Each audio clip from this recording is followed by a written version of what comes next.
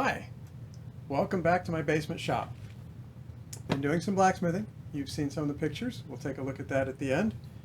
But first, let me tell you a story about the Beatitudes. But it doesn't really come from the Beatitudes. Do you remember the story in the triumphal entry that ends with the cleansing of the temple? Well, I want to talk about that, and I'll come back and connect it to the Beatitudes. So, in that story, Jesus had come in on the triumphal entry. He goes into the temple, and he finds people, money changers and sacrificial animal sellers. And these people are cheating. The animals are blemished, and they're being sold at a high price, and the priests are colluding with them.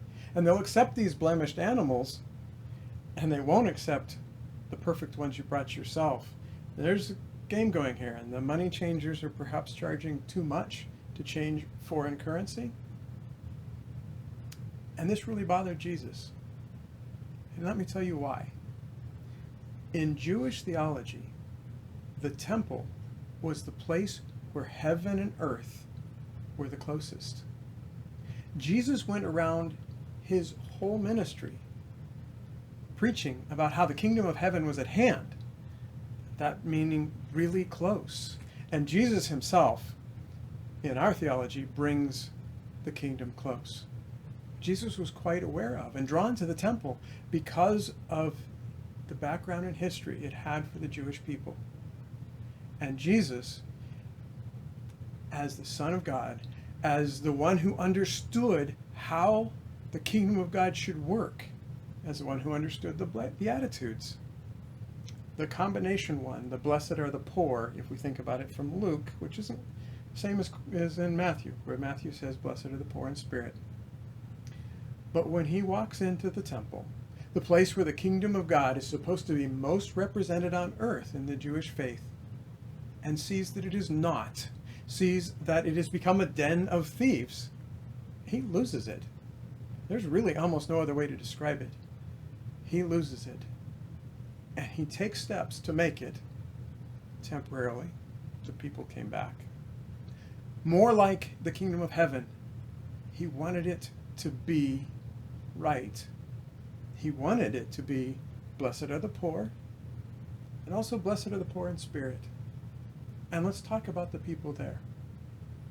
The people there who were involved in these economic dealings that were somewhat fraudulent, that were exploiting people, including the poor, were not poor in spirit. They were letting their attachment to money keep them from seeing the kingdom of God. In other words, blessed are the poor in spirit, for theirs is the kingdom of heaven. But the opposite of that is, if you will, a curse.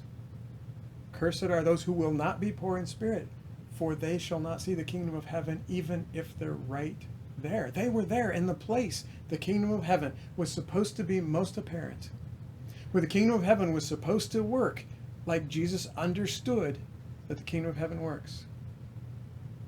And they resisted it. They fought against it. They were blind to it. And they let it pass them by. They could have had that blessing. And in having that blessing, they would have extended that blessing to all the people who came. Blessed are the poor in spirit, for theirs is the kingdom of heaven. Let's take a look at the hammer. Now, at the end of the video, you saw me put it in this bucket. And I'm doing that for something called, sorry about that, for heat treating purposes. It's to anneal it. It needs to cool slowly. There are stresses that have built up in the metal from being forged, from being heated to a pretty high heat many times and hammered. And by cooling it slowly, it has softened itself, and that actually makes it tougher. I'm going to do another step to make it harder, but we're really close. See, we've got a cross peen here. We've got a hammer end here. We've got an eye for the handle to go through. So I'll need to harden the ends so that they will not dent. I won't make them too hard because really I'd rather dent the hammer than the anvil. And I need to make a handle for it, or shave down one I have, and I'll look into that and we'll put that in the next video. So this is coming along. I think the weight of this is right. It feels about right in my hand. We'll give it a try.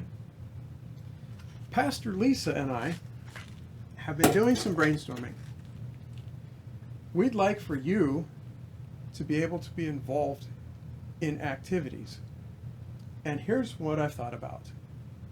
Would you like to come here, just one family at a time, and we'd start with the older kids, the junior leaders, and make a leaf.